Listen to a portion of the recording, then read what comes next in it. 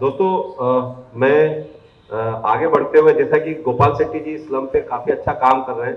खास तौर पे इंफ्रा डेवलपमेंट की बात हो तो बोरीवली अलग नाम से जाना जाता है और उसी वजह से इंफ्रा डेवलपमेंट और ओवरऑल डेवलपमेंट की बात करें तो यहाँ का जो रेट है पर स्क्वायर फीट वो कहीं ना कहीं आगे की तरफ जा रहा है, अंधेरी और उस साइड फिर जा रहा है, जबकि वो उस गेप को भरने में बहुत टाइम लगता है। ये आप की जो हौसला है और आपकी जो इच्छा शक्ति उससे संभव हो सकता है। हमारे जनप्रतिनिधि कोई भी पार्टी हो लेकिन वो अच्छा काम करते हैं तो उस एरिया का विकास निश्चित ही होता है। अब मैं चाहूंगा कि हमारे विश्वास सातोदिया जी हैं, सीनियर आर्किटेक्ट हैं, पीएटा से जुड़े हैं, वो अपना प्रेजेंटेशन पेश करेंगे एक आपकी लैंग्वेज में, उन्होंने तैयार किया है पीपीटी। प्लीज वेलकम विश्वास सातोदिया जी, आपका जो प्रेजेंटेशन है वो प्रस्तुत करें। नमस्कार। हमारे पंडित जी, तरुण भाई हमारे सीनियर आर्किटेक्ट्स, सेठी साहब पदाधिकारी जिमखाना के, और सुनील जी।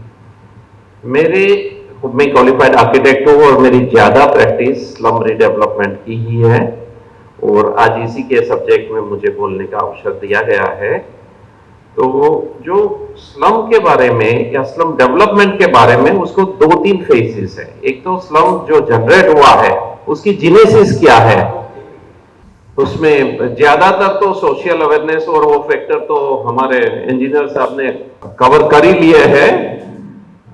फिर भी मेरा पीपीटी और जो मेरा एक्सपीरियंस है अप्रूवल के प्रोसेस में वो मैं ज्यादा आपको एक्सप्लेन कर पाऊंगा। वाइस स्लम्स इन बॉम्बे साहब ने भी वो टॉपिक लिए थे। एक जीनेसिस जनरली ऐसी रहती है कि नेक्स्ट कि मुंबई में जो लोग आए हैं, जो साहब ने भी बताया, सब लोग की एक ही फिलोसॉफी है कि यहाँ उद्योग धंधे रोटी के लिए लोग आए हैं, और उसकी वजह से आज भी ज्यादातर स्टेटिस्टिक्स से 40 नहीं 50 से 60% की पॉपुलेशन है, और 40% के घर जो है वो स्लम्स में, पॉपुलेशन हायर साइड से है मुंबई में।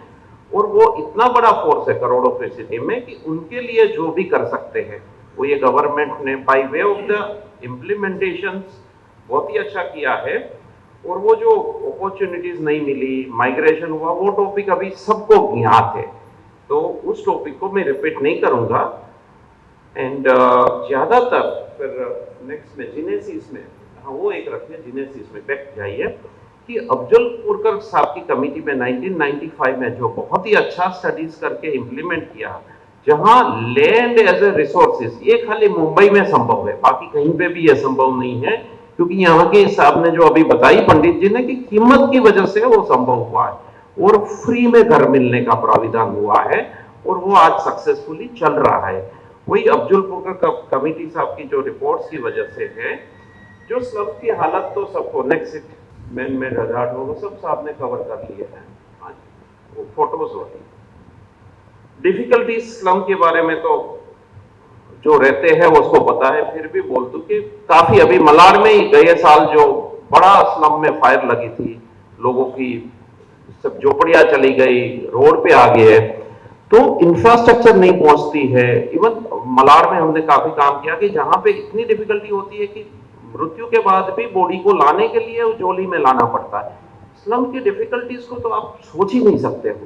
पानी का एक टेप रहता है, टॉयलेट की असुविधा होती है, लेडीज बच्चे को तो बहुत तकलीफ होती है, और वो सब हम भुगत चुके हैं। हमने भी एक समय ऐसा था जब आप माइग्रेट हुए थे तो हमने भी चाली में निकाली, वुमन टॉयलेट में निकाली। और आज सरकार की विलिंगनेस, अफजल पुरकर कमेटी का रिपोर्ट, और उसके बाद में 1997 में जो गैजेट नोटिफिकेशन आया वहीं से, उसके पहले एसआरटी स्कीम थी जो 8-10 साल चली, बट उसमें खास कोई प्रोग्रेस नहीं हुआ। फ्यू थाउजेंड गर्ल्स मिले, वो भी 180-225 वाले, तो वो स्कीम फेल जैसी हो गई थी। और बाद में जो एसआरए आई, इनिशियली उसको सपोर्ट भी नहीं मिल रहा था, लोगों को भय था, डाउट्स था, सोशली वो था कि हमें मिलेगा नहीं मिलेगा। अभी जो 2034 आई है डीसीआर, उसमें उसको बहुत ही अच्छी तरह कवर कर लिया है।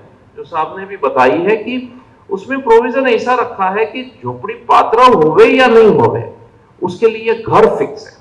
अगर पात्र होती है तो वो पर्सन्स को मिल जाएंगी, वो फैमिली को मिल जाएंगी, पात्र नहीं होती है तो सरकार ले जाएगी।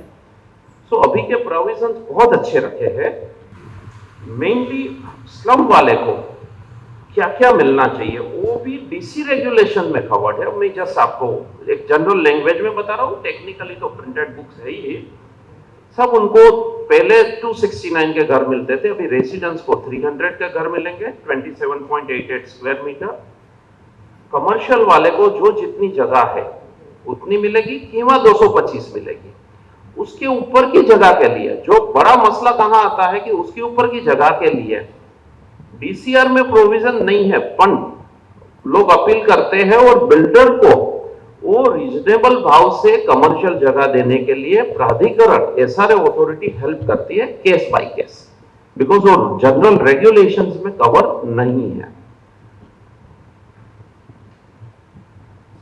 और इलिजिबिलिटी की बड़ी दिक्कत है जो साहब ने भी बताई। आज भी ज्यादा से ज्यादा स्लम स्कीम दो कारण से लेट हो रही है। एक इलिजिबिलिटी फैक्टर जो डेप्यूटी कलेक्टर डिपार्टमेंट पूरी अथॉरिटी कॉम्पिटेंट अथॉरिटी संभालती है, वहीं टाइम जाता है क्योंकि एक के दो घर बने, कहीं कोई छोटी छोटी लोगों की डिस्प्यूट्स की वजह से सर्वे नहीं हो पा रहे हैं और उसकी वजह से डिले हो रहा है।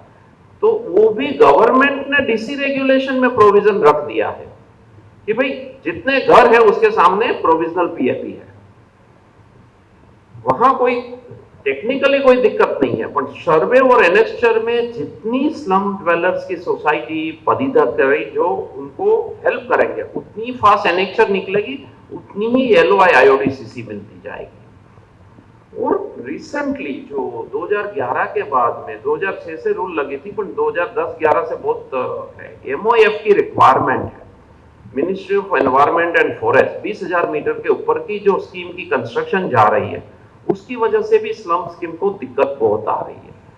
अब सोसाइटी रिडेवलपमेंट या वैकेंट प्लॉट में वो दिक्कत नहीं है क्योंकि वहां हर चीज फिक्स है, कंपाउंड वॉल फिक्स है, यहाँ फिक्स है।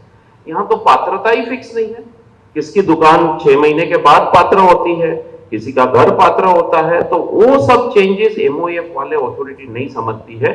मैं सेठी साहब के माध्यम के तरफ से और अपने पंडित जी के माध्यम की तरफ से एमओईएफ में ये छोटी छोटी चीज को, वेरिएशंस को उन लोग को कवर करने के लिए बोलना पड़ेगा या उनके रूल्स रेगुलेशन में चेंज करना पड़ेगा, क्योंकि वहां रूल्स नहीं है, कमिटी अप्रेस करती है जिसकी वजह से 6-6 महीना स्लम डिले होता है।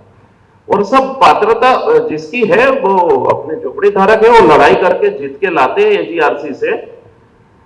वो चीज के बाद एक भी दुकान बढ़ती है तो एमओएफ वाले बोलते हैं कमर्शियल हो गया, आप पूरा प्रोजेक्ट बंद करो, अप्रेस करो, फिर शुरू करो। ये तो नाइंसाफी है।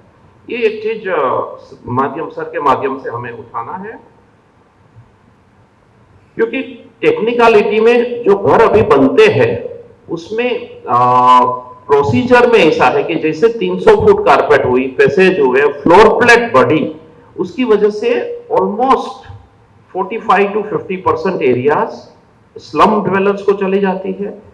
बाकी 50% 45% एरियाज या 55% एरियाज बनते हैं जो फ्री सेल में जाते हैं, जहां से क्रॉस सब्सिडी जनरेट होती है और उसमें से स्लम के मकान की कॉस्ट और उसके पेमेंट्स उसमें से निकलते हैं। स्लम वाले को बेनिफिट्स क्या हो सकता है? स्कीम पूरी होती है तो उनको फ्री में घर मिल जाती है, रोड नेटवर्क मिल जाती है, एम्बुलेंस घर तक पहुंचती है, सोशल अवेयरनेस हो जाती है, स्कूल के बच्चे लोग जो स्लम से जाते हैं और बिल्डिंग से जाते हैं, बहुत फर्क पड़ता है उसके दोस्तों में, उसकी यूटिलिटी में, फैसिलिटी में। मेनली लेडीज बच्चे को टॉयलेट घर में आ जाती है, साफ सुथरा एनवायरमेंट मिल जाता है, टोटल अपलिफ्टमेंट मिल जाता है। और इन सिटू स्लम जितना होवे, सब कोई शिफ्टिंग करके बाहर भेज देवे या एयरपोर्ट की स्लम वहां भेज दे, उसकी वजह इन सिटू स्लम जितना होवे वो हमारी सोसाइटी के लिए ज्यादा बेटर है। क्योंकि हर एक की हम जानते भली बात ही कि स्लम वाले को रोजगार कहां मिलता है, आजू बाजू नियर या स्टेशन पे या जो भी है, उनमें से 10%, 5% लोग चर्चगेट जाते हैं, बाकी लोग तो वहीं पे होता है। तो इन सिटू स्लम जितना मिले वो सोसाइटी के लिए और स्लम ड्वेलर के लिए बेनिफिशियल होता है, ऐसा हमारा सजेशन है। और सरकार की स्कीम में भी वो प्रोविजन है, इन सिटू का ही ज्यादा से ज्यादा प्रोविजन है।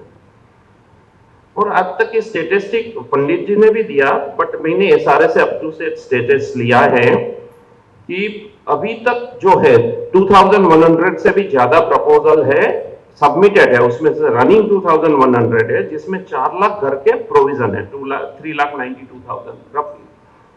उसमें से कंप्लीटेड बिल्डिंग है 1777 नंबर्स, और number of tenement actually given 1,71,000, but अभी रिसेंटली 1 महीने में महाराष्ट्र गवर्नमेंट में बहुत ओसी देने के लिए और पीएपी लेने की प्रेशर चालू है, तो रिसेंटली बहुत लोगों को पीएपी गवर्नमेंट को भी मिले हैं और लोगों को घर मिले हैं।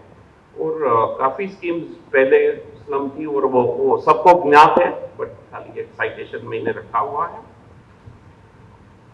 रेसिडेंशियल फ्लैट किस तरह बन जाते हैं, तो लोगों को क्लीनलीनेस मिल जाती है। और इसमें खाली स्लम का फायदा ऐसा नहीं है, सरकार का भी फायदा है।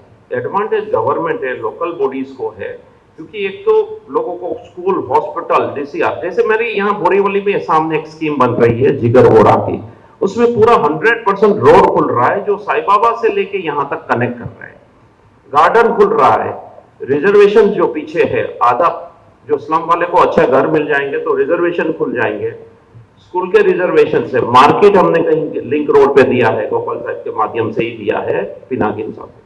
तो ऐसे जो रिजर्वेशन डीपी में अटके थे, जो फैसिलिटी लोग तक नहीं पहुंचती थी, वो भी पहुंच रही है।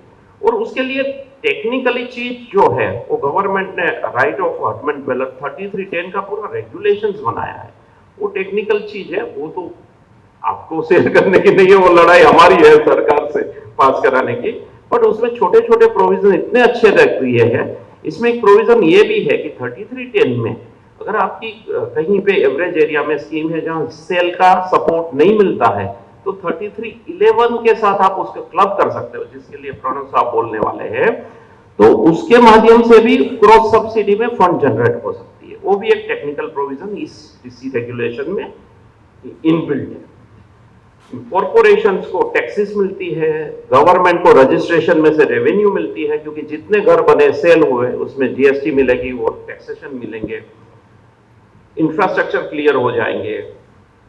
तो इन्हें overall it's a win win programme, जो लास्ट 10-12 सालों में इसकी अवेयरनेस और प्रोग्राम से हमारे स्लम ड्वेलर्स को फायदा है, सरकार को फायदा हुआ है। इनफैक्ट मैं विटनेस हूं, साउथ अफ्रीका का डेलीगेशन जब झंडे साहब थे हमारे सीईओ सारे, तब डेलीगेशन को हमने पूरा 2 दिन मुंबई घुमाए थे, डॉक्यूमेंट बना के लेके गए, फिर इंडोनेशिया वाले आए हैं और बाकी लोग भी आते रहते हैं।